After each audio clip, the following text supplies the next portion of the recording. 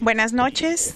Es el 20 de marzo del 2015. Mi nombre es Matthew Ogden y quiero darles la bienvenida a nuestra videoconferencia del viernes. Me encuentro en el estudio con Dennis Small de Executive Intelligence Review y por Benjamin Denniston del equipo científico del sótano. Los tres tuvimos la oportunidad de hablar con el señor LaRouche y Helga LaRouche hoy más temprano.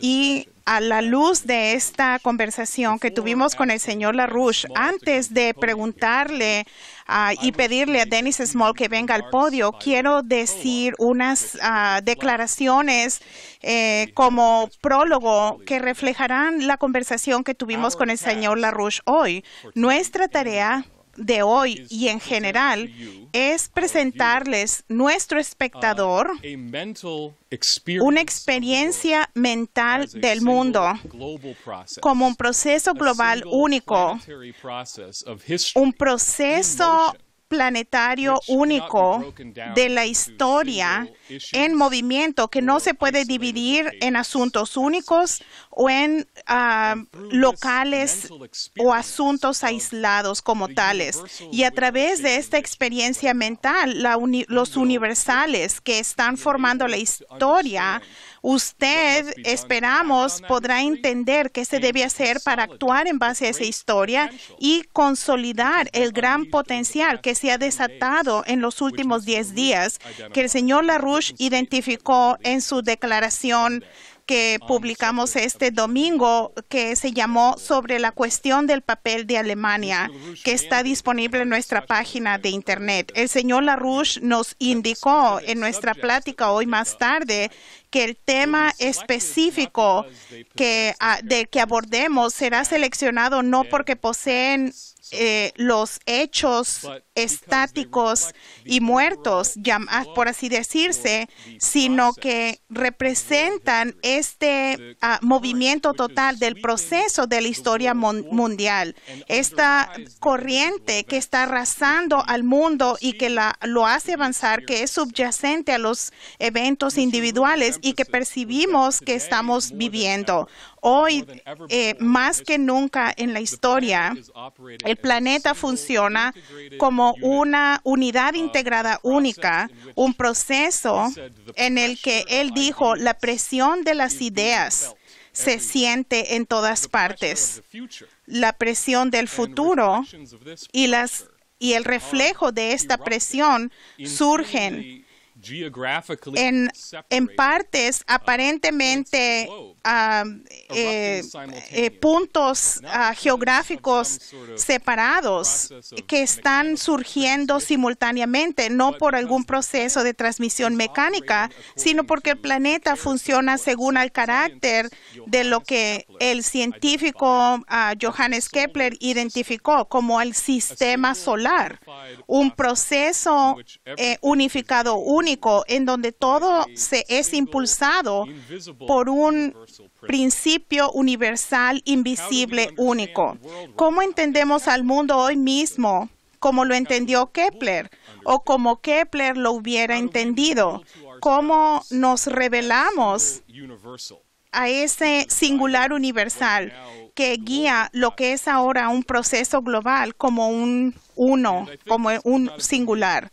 Y yo pienso que eso no se hubiera puesto más claro con lo que vimos la semana pasada, donde 3 individuos separados de ambos Estados Unidos y Europa, todos actuaron simultáneamente para abordar, cada uno a su propia manera, para abordar la amenaza común de guerra y la desintegración financiera.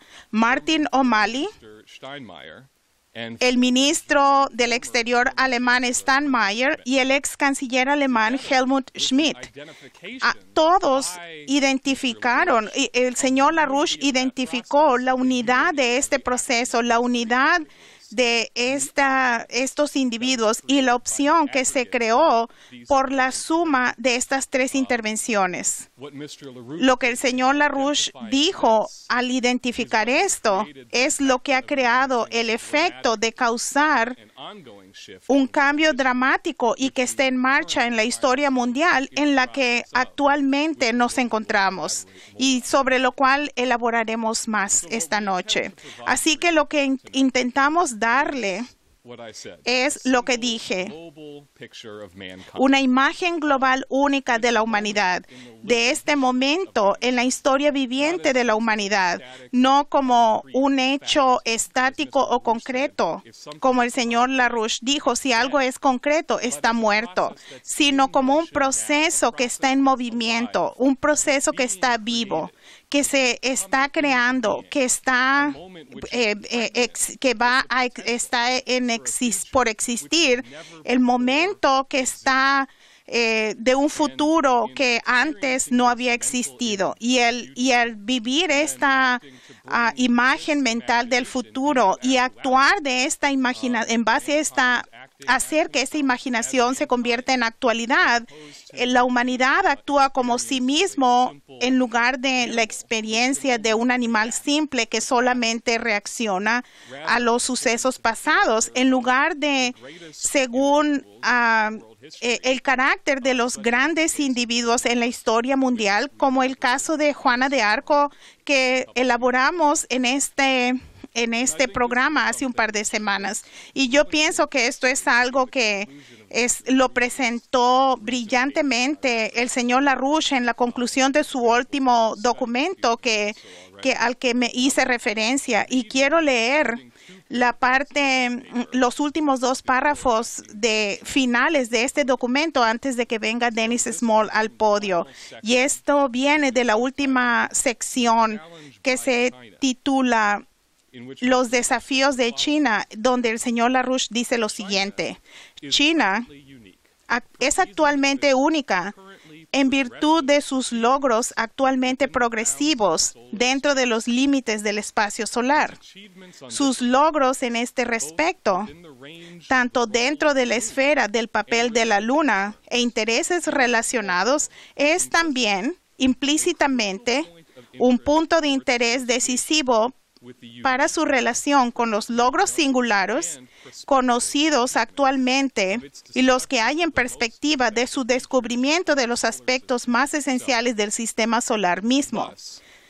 De este modo, la característica actual de la relación de la humanidad entre el desarrollo de la sociedad y de la relación del sistema solar al papel del desarrollo propio de la humanidad se han de considerar como si estuvieran entrelazados en una cuestión de experiencia futura, no para el individuo como tal, sino para las necesidades futuras de la humanidad. Así, el individuo mortal comparte la misión hacia el futuro, como lo hizo, por ejemplo, la misión de Juana de Arco y tales sucesores suyos como Nicolás de Cusa y Johannes Kepler. Y sus destinos para el futuro ahora presente de la humanidad no reside dentro de la carne humana, sino en que la humanidad haya tenido no dentro de la carne humana, sino en que la humanidad haya tenido una necesaria existencia futura. La esencia de esto no es lo que el individuo ha logrado, sino en la belleza de lo que el individuo ha luchado para que se haya de lograr. La misión futura de cada servidor de la causa de su existencia propia reside dentro del futuro, que expresan sus vivencias por y para la misión de la humanidad, como ha sido el fruto del genio o del mártir por igual, como para incidentalmente China hoy. La opción presente para toda la humanidad meritoria reside en esencia en crear un mejor futuro para toda la humanidad, en la opción para realizar la necesidad aparentemente imposible lo cual conduce al más dulce de los sueños alcanzados de los logros de la humanidad, por realizar que el futuro de toda la humanidad sea lo aparentemente imposible.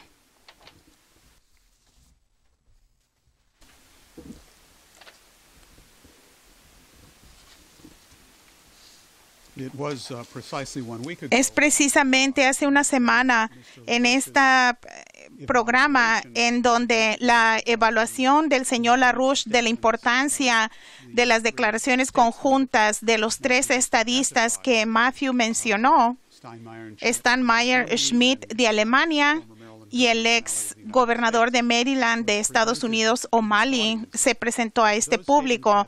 Estas declaraciones se hicieron el día anterior, probablemente sin que los individuos supieran, porque había un proceso mayor subyacente que transformó toda la situación. El señor LaRouche describió la situación creada por estas tres declaraciones como una que es un cambio de importancia que todavía no se ha asegurado, pero es prometedor. Y él lo describió como un proceso global en marcha, donde nuevas ideas, nada de cosas anteriores, que es nuevas ideas que están formando la historia, haciendo historia. En esta semana, este proceso pronosticado por LaRouche hace una semana ha tomado una forma muy poderosa, y el resultado de esto es que Obama y los británicos han recibido una golpiza en diferentes frentes en torno al planeta, donde lo que parecía que no podía suceder está ocurriendo y no existía desde el punto de vista deductivo hace 10 días o una semana. Y la manera en que el señor LaRouche habló de esto con nosotros es que todo el planeta es arrasado por la presión de las ideas y que están surgiendo en todas partes. Tenemos reacciones en todas partes. Hay un caos en todas partes, pero todo está integrado. Y el tener una visión planetaria del proceso es que hay que presentar esto para cambiar la situación. Un ejemplo que he seleccionado son los disturbios que sucedieron esta semana en Alemania, que surgieron de una manera parcialmente programada, orquestada, pero no, porque hay una tremenda presión dentro de Alemania y dentro de Europa en su totalidad que toma muy poco en encenderse. La población está enojada, está desesperada porque ven lo que les pasa y ven sobre el hombro lo que le hacen a Grecia y se dan cuenta que todo lo que les dicen es una mentira. Por lo tanto, vamos a ver cada vez más explosiones de este tipo. Y también se ve este proceso, y aquí es muy directo, la golpiza a Obama que se puede ver en el surgimiento en la política estadounidense de la Glass-Steagall, y esto lo presentó hace una semana. Walter O'Malley lo presentó de una manera mucho más poderosa esta semana. De hecho, ayer en el periódico Des Moines Register, en un editorial que escribió para ese periódico.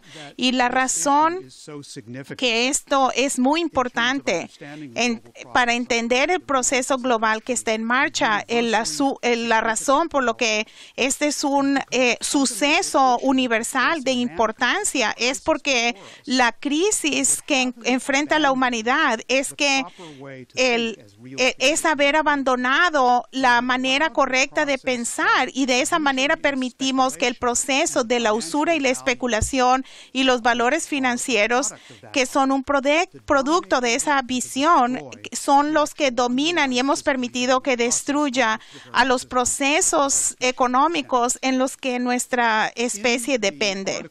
En el artículo que Matthew mencionó, que Lynn escribió hace una semana sobre la cuestión del papel de Alemania, y voy a leer el párrafo correspondiente porque presenta el asunto no solo de la Glass-Steagall, pero otros eventos en un enfoque correcto. Y él lo dijo de esta manera. Dijo, de modo notable, los atributos de las finanzas especulativas per se han subyugado a lo que en realidad eran los valores relativamente físicos eficientes de los movimientos ascendientes dentro de los dominios del resultado productivo.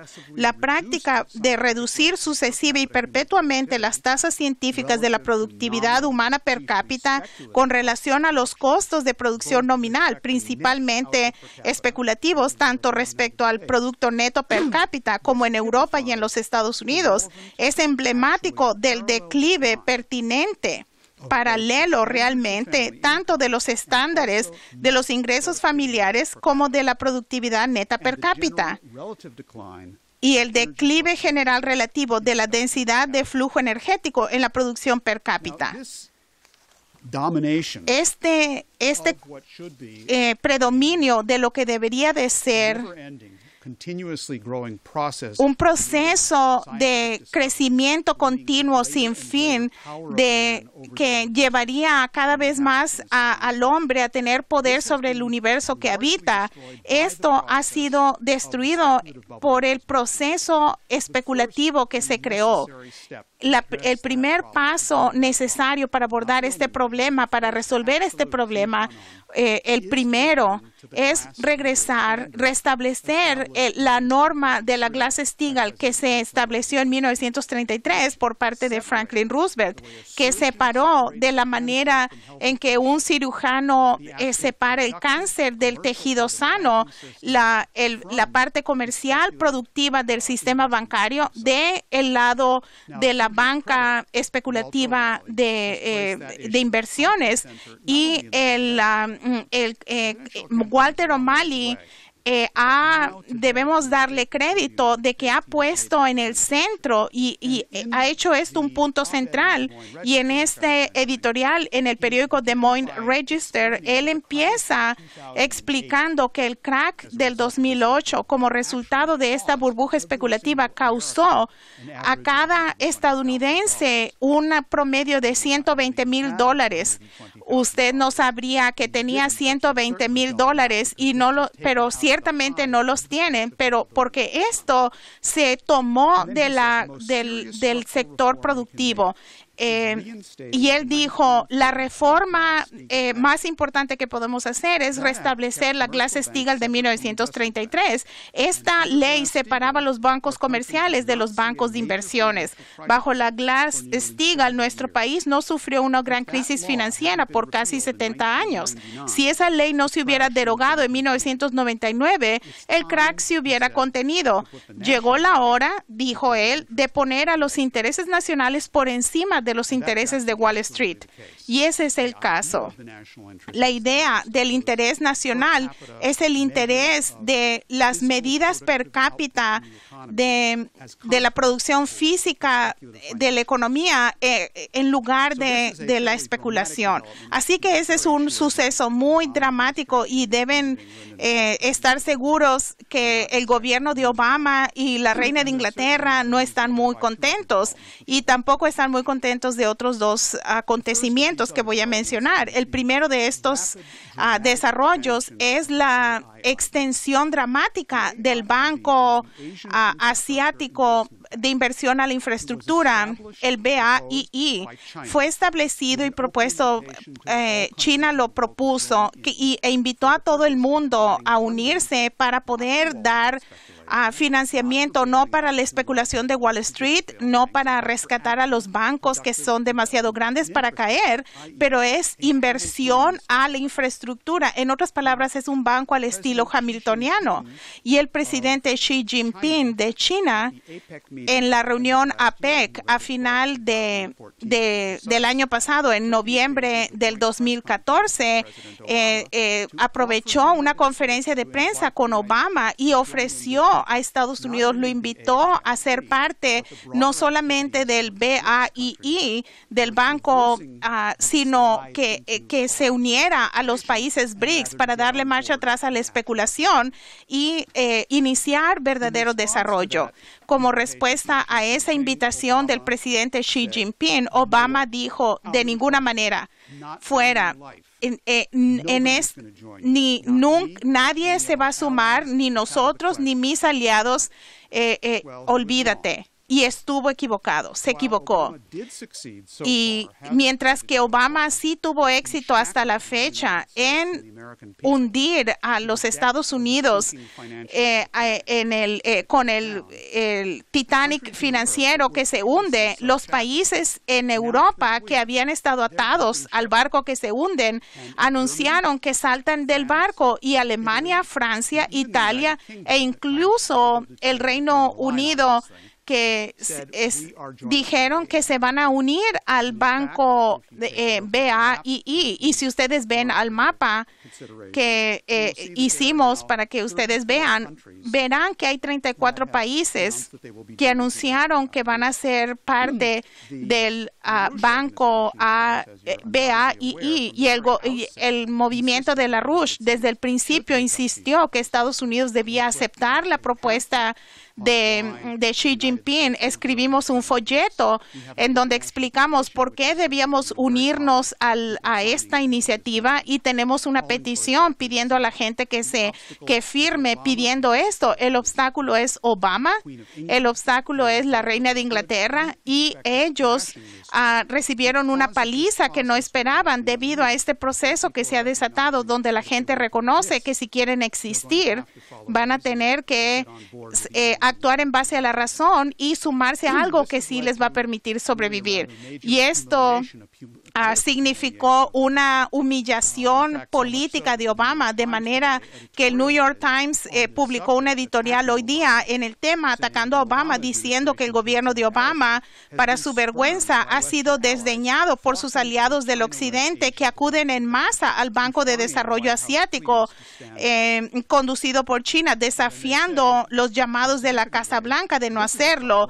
Y ellos dicen: este es un problema creado por los propios Estados Unidos. El presidente Obama no ha sabido manejar el asunto. Y de hecho, ese es el caso, y refleja que hay un potencial enorme bajo la superficie en Europa, pero también en Estados Unidos, para hacer lo que Lyndon LaRouche dijo que se tenía que hacer cuando los BRICS surgieron con gran fuerza en julio del 2014, que es la dirección que debemos tomar. Toda Europa tomó un paso gigantesco en esa dirección con el anuncio que se sumarán al banco. No está asegurado, pero esto es una actuación de proporciones dramáticas.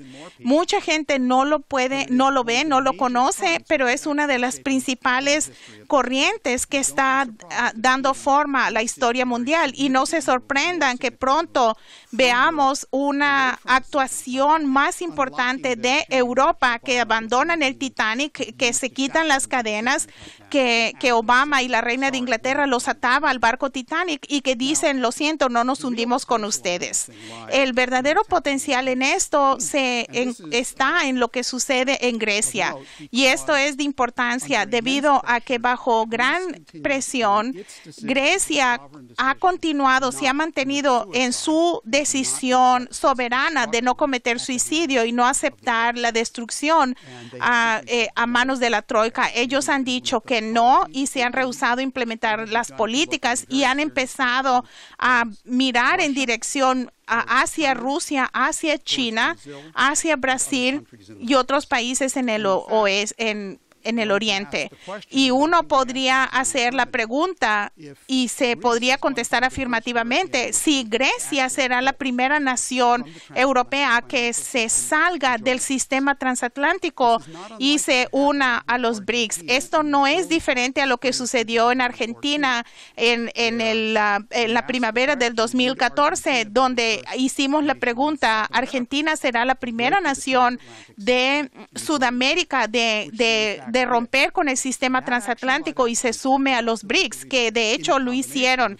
Ese liderazgo de Argentina en combinación de los BRICS ha creado un cambio dramático en Sudamérica y de hecho, con algunas excepciones, con subidas y bajadas, Argentina y Sudamérica han seguido a sumarse con los BRICS.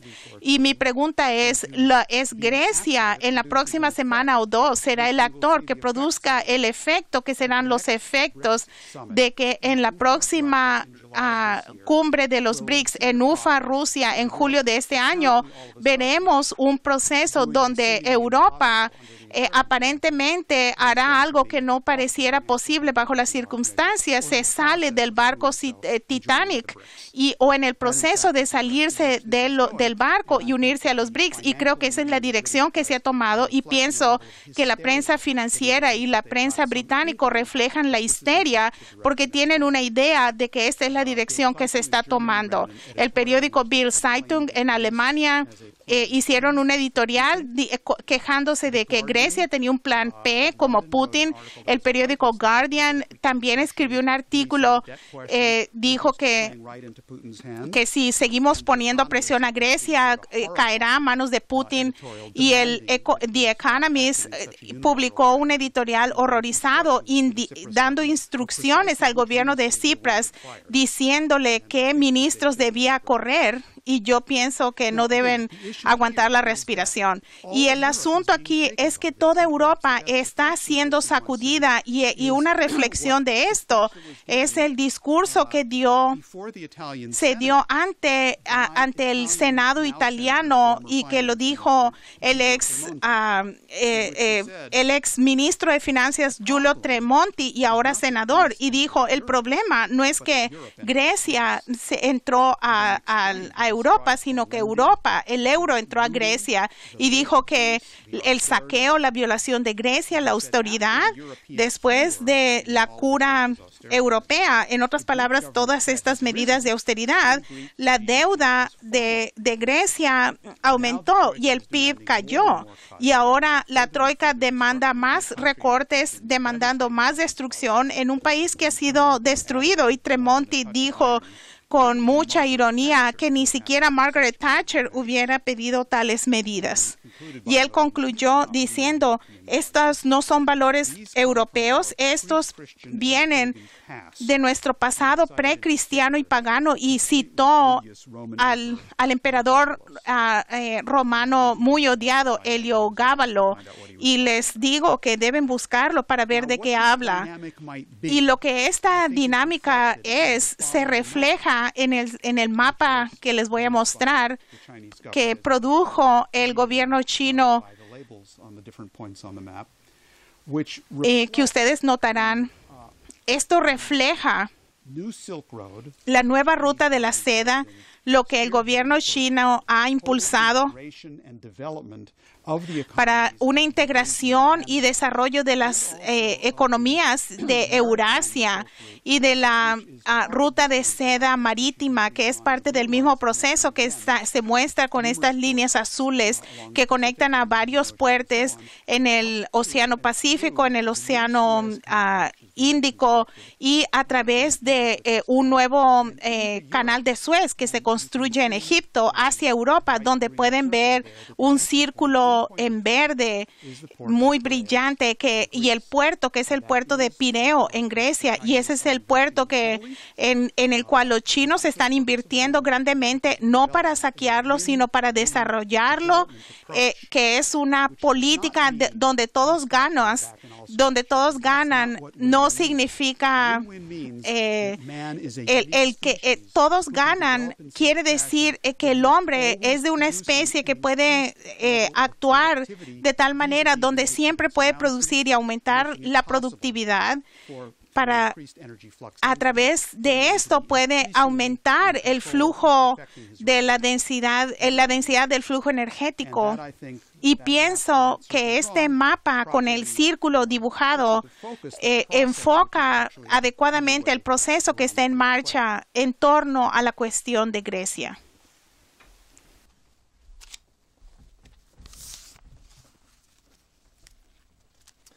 Thank you very much, Dennis. Muchas gracias, Dennis. Voy a presentar la siguiente pregunta que le hicieron al señor LaRouche esta tarde, nuestra llamada institucional de la noche, pregunta institucional de la noche, y a la cual el señor LaRouche tuvo una respuesta muy específica, y quiero que Dennis dé esa respuesta que el señor LaRouche tuvo.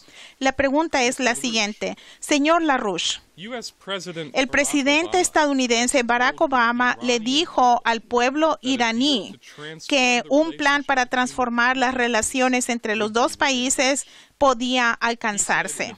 Él dijo en un mensaje de video, debido al nuevo año persa, tenemos la mejor oportunidad en décadas para buscar un futuro diferente entre nuestros dos países.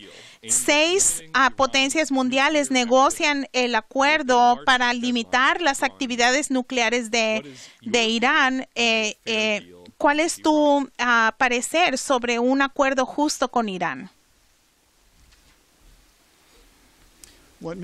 Lo que Lyndon LaRouche dijo como respuesta a esta pregunta es una estupidez, negarle a Irán acceso al desarrollo de sus talentos naturales y tratarlo como si fuera un hombre enfermo. Dijo, Irán puede ser una fuerza intelectual líder para la humanidad en su totalidad, aunque sus potenciales no estén totalmente desarrollados, y como tal son una capacidad para la humanidad y deben ser tratados como tales. El señor LaRouche elaboró de que esta perspectiva y concepción se aplica no solo a Irán, sino a otras naciones también, sin importar cuáles sean sus fallas por el momento. Y esto es la perspectiva de LaRouche de evitar la guerra y construir la paz, porque con esto se quiere crear una posibilidad de un enfrentamiento entre Estados Unidos y la OTAN contra China y Rusia. Y esta actitud de Obama y de los británicos, a pesar de la golpiza que recibieron en otro frente, han continuado con las provocaciones en Ucrania tanto como puedan. Venezuela la acaban de declarar una amenaza de seguridad nacional de primer grado contra Estados Unidos, que es difícil imaginar cómo puede ser eso. Tenemos los acontecimientos en Israel, donde Netanyahu logró la reelección pidiendo por una guerra total en la región, etcétera. Pero los otros acontecimientos que pareciera que surgieron de la nada para los británicos y Obama es un cambio de la situación global estratégica.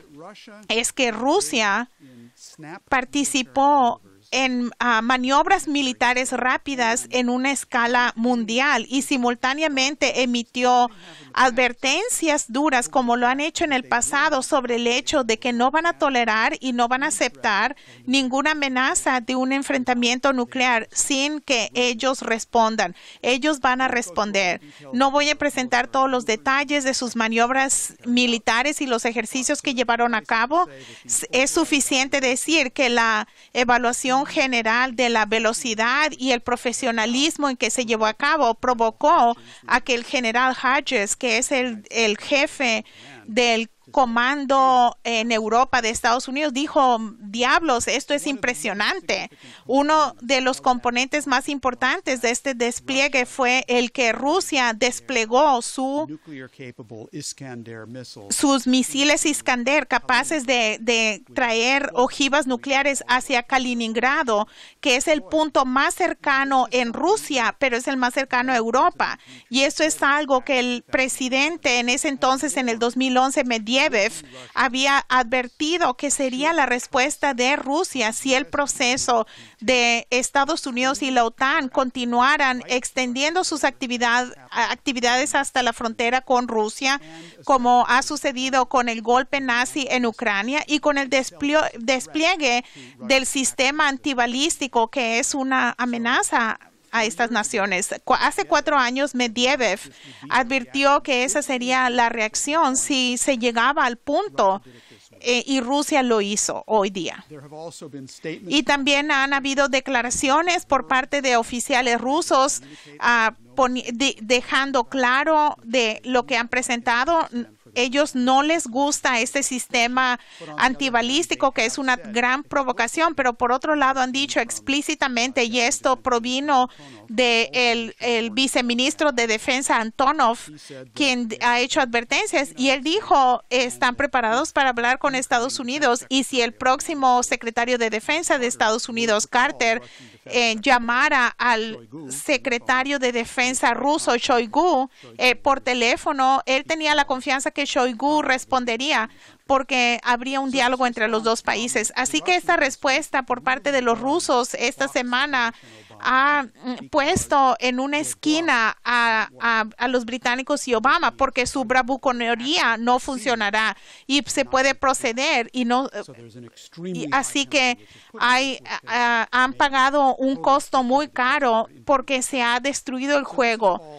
Así que todo es parte de este cambio de fase que está en marcha, y por el lado militar y del frente de guerra es importante, pero el evitar una guerra real proviene de un nivel más superior, no simplemente respondiendo a la situación militar estratégica inmediata. Y esto nos regresa al asunto que el señor LaRouche presentó para esta videoconferencia y presentó como el punto central en su artículo sobre el tema del papel de Alemania, donde él dijo que la noción adecuada y el diseño para la organización de la totalidad del planeta se basa en responder a los principios de Johannes Kepler.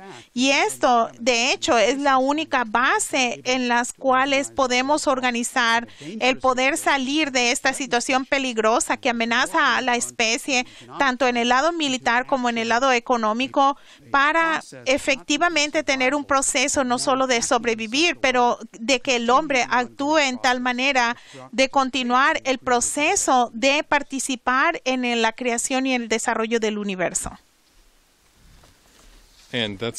Esto es precisamente donde quiero continuar para presentar a Benjamin Denniston.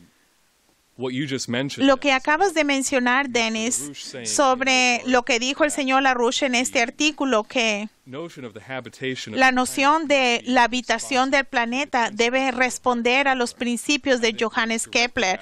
Y esto nos lleva directamente a lo que presenté del señor LaRouche en la introducción de esta videoconferencia esta noche, de que nuestra tarea no es presentar una colección de partes separadas, sino nuestra tarea es entender un proceso unificado, único, y la respuesta que dio el señor LaRouche esta tarde y que hemos citado es el ejemplo del método de pensar que empleó Johannes Kepler. Kepler entendió el sistema solar como un sistema unificado, único, no como una colección de diferentes planetas que de alguna manera se encontraron ocupando la misma dirección en la galaxia.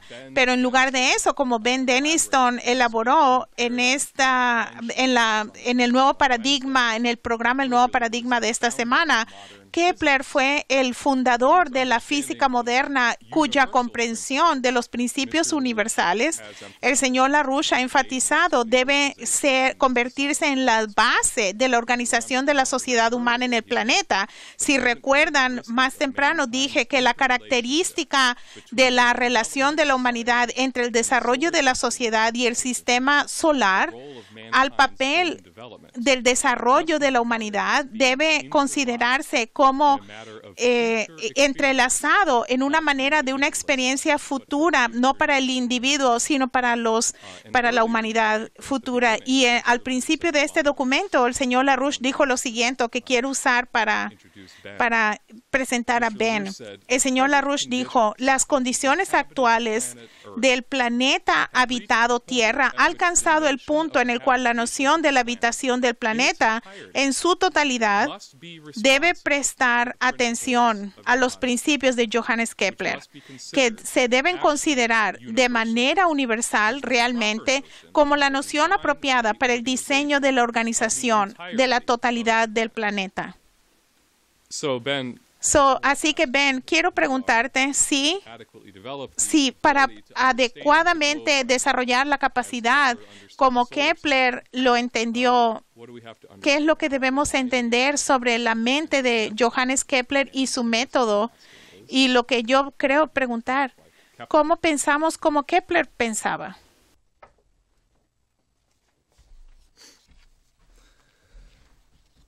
Well, it's quite a challenge. Bueno, es un gran desafío. Yo pienso que la forma de empezar, la manera de empezar es regresar a las declaraciones que dijo LaRouche más temprano hoy día. La manera en que él definió el desafío de entender y comunicar la situación actual, como lo presentamos esta noche, es una manera, un punto de referencia muy útil para abordar esto. Matt, tú presentaste al principio, LaRouche fue muy enfático de que la realidad de la situación actual no puede entenderse en términos de eventos individuales o actividades, sino que vemos un proceso unificado, único, no vemos cosas individuales. Dijo LaRouche, vemos de eventos en todo el planeta como hemos hablado, pero son un proceso planetario único, no son cosas diferentes. Así que hay que subrayar esto. ¿Cómo entendemos esto? ¿Cómo entendemos este proceso? ¿Y cómo comunicamos nuestra comprensión de este proceso como un proceso único a otros? Y como Lynn lo dijo hoy, obviamente no podemos cubrir todo. Es una totalidad. No podemos comunicar toda la totalidad presentando cada detalle de la situación del mundo. Solo tenemos una hora hoy y más allá no funciona de esa manera. El señor LaRouche enfatizó en varias ocasiones que hay que enfatizar esos acontecimientos que capturan la singularidad de todo el proceso. Hay que enfocarse en los ejemplos que mejor expresan esta totalidad. Olvídense de los hechos individuales. Hay que abordar aquello que captura la naturaleza del proceso como un todo. Y esta formulación que el señor LaRouche desarrolló me llamó la atención como tiene una precisión muy importante y pienso que tiene una implicación directa para entender cómo pensaba Kepler y abordó la ciencia desde el punto de vista de Kepler. Es el caso de que nunca se puede en la estrategia y la política, como hablamos hoy en día, o en la ciencia, no se puede describir cada hecho del proceso y más importantemente, no se puede conocer ese proceso simplemente describiendo una acumulación de hechos. En lugar de eso, hay que presentar ejemplos específicos los cuales para entenderse en su totalidad requieren que la mente genere una nueva concepción, una nueva creación de la mente, un producto de la mente que entonces permite que el individuo que la elaboró tenga una experiencia, que tenga una coherencia con este proceso único que ha creado y gobierna aquellos sucesos en particular y otros eventos y otras expresiones. Y eso es lo que buscamos en la ciencia. No lo que se habla hoy en día sobre la ciencia, sobre esta fantasía de un conocimiento perfecto de leyes fijas que definen al universo. Yo diría, buscamos algo que está más relacionado con el aumento de una concepción menos válida, generada por la mente, y este tipo de concepciones cada vez más son menos inválidas, son más reales que cualquier rango de efectos individuales. Tal vez el público entenderá esto. Este concepto es esencial al trabajo de Nicolás de Cusa y la concepción revolucionaria de Cusa sobre la ciencia, que sentó las bases para el trabajo de Kepler más adelante, para el descubrimiento de Kepler. Y Cusa enfatizó en su documento de Docta Ignorancia. Uno se debe dar cuenta que cuando abordamos la ciencia debemos tener cierto respeto y darnos cuenta que abordamos un universo y todo lo que pensamos como que existe como una expresión inseparable de ese universo único. Y Cusa toma esto a una concepción que podría ser algo difícil para algunas personas, pero llega al resultado de que uno nunca puede conocer algo sobre el universo per se en su totalidad absoluta y completa por esta razón. Porque hacer eso, tener un conocimiento final completo de un proceso físico del universo, porque ese universo es inseparable en su totalidad, requeriría conocer a todo el universo como una unidad y como Cusa enfatizó, sin que haya ninguna contradicción, sin que trascendiera ninguna contradicción. Y la gente piensa que conoce hechos, por ejemplo, pero estas son sombras, son expresiones de un proceso. Y como Lynn nos dijo más temprano, el problema es raras veces es que la gente se entrena raras veces la gente está entrenada para buscar los principios subyacentes de estos hechos que pensamos que son la realidad. Y para enfatizar de nuevo la concepción de Cusa, el conocimiento absoluto y completo del universo es más allá de la capacidad de la mente humana, el tener este conocimiento absoluto y total, porque para lograr esto requiere que se entienda el universo en su totalidad y que no haya contradicciones como una unidad. Sin embargo, la humanidad tiene ciertas capacidades únicas, una capacidad que genera concepciones las cuales dan una experiencia menos imperfecta del tipo de procesos subyacentes que generan los hechos de esas expresiones, algo a lo que arribamos, a lo que conectamos con el poder de la creatividad humana, como el señor LaRouche ha hablado de este poder singular del hombre, y sabemos eso porque lo hacemos. La humanidad es la única especie que ha mostrado la habilidad de cambiar a voluntad su relación con el universo. Como Lynn lo enfatizó, tomemos el ejemplo de Kepler. Veamos el ejemplo de Kepler desde el punto de vista que lo hablamos hoy día. La demostración de Kepler de la concepción de ciencia de Cusa, esta idea en particular de la relación entre la mente humana y el universo en general. El descubrimiento de Kepler del sistema solar no se basó en datos de observación. Kepler utilizó brillantemente unos hechos, muy pocos hechos que escogió, y escogió unos hechos que obligó a la mente de sí mismo y de cualquier persona que esté estudiando sus escritos, los obligó al trabajar sobre estos hechos específicamente escogidos por Kepler, obligan a la mente a generar una nueva concepción, nuevas ideas, nuevas concepciones que después otorgaron una experiencia menos imperfecta de cierto principio, algo que puede generar y causar las sombras que identificamos como los hechos que se observan. Y Kepler lo hizo. Kepler mostró que de esta manera en particular, la humanidad puede desarrollar lo que se podría llamar un conocimiento físicamente válido del universo. De nuevo, no es un conocimiento completo y final.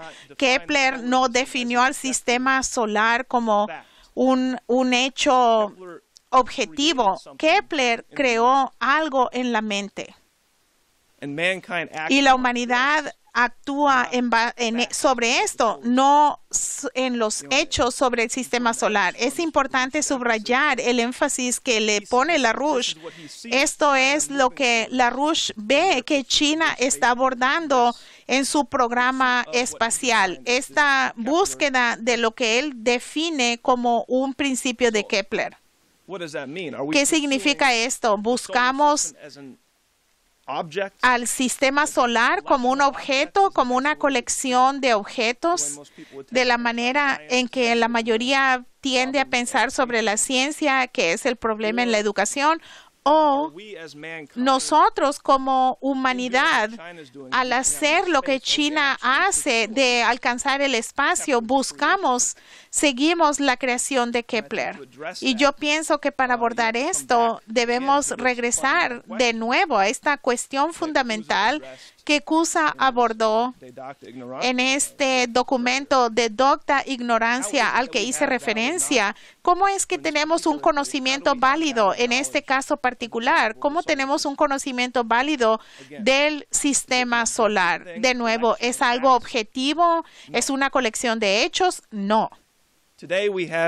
Hoy tenemos una concepción única a la mente humana creada por Kepler que otorga a la gente que desarrolla esa concepción una comprensión menos imperfecta del principio subyacente. Y sabemos que esto es verdad porque se demuestra debido a nuestra capacidad de tener una relación que cambia con el universo.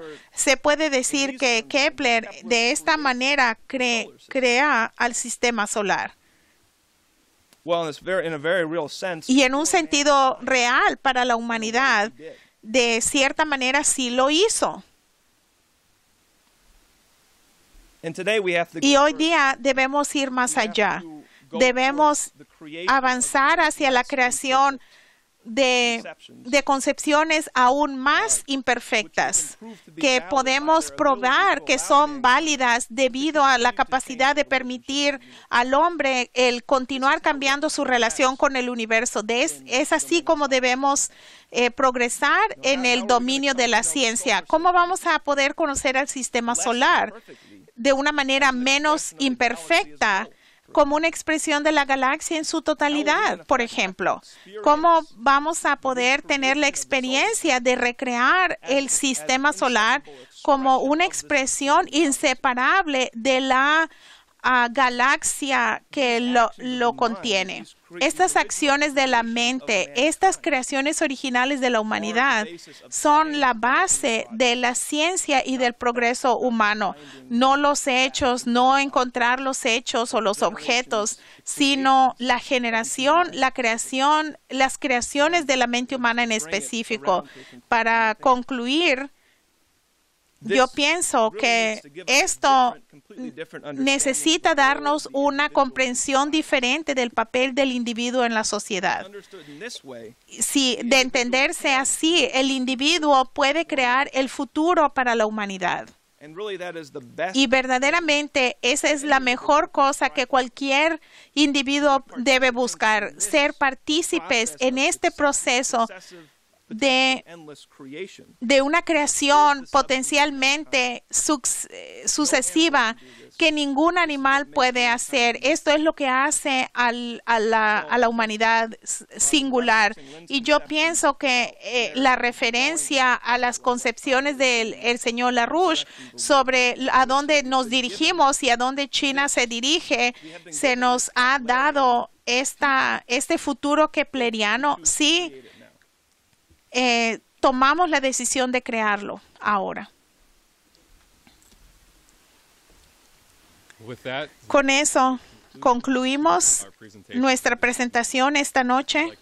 Quiero darles las gracias a Dennis por acompañarnos y también a Ben. Y gracias a todos ustedes por participar en este evento con nosotros esta noche. Esperamos haberles dado algo de valor a ustedes. Así que manténgase sintonizado a larushpac.com. Buenas noches.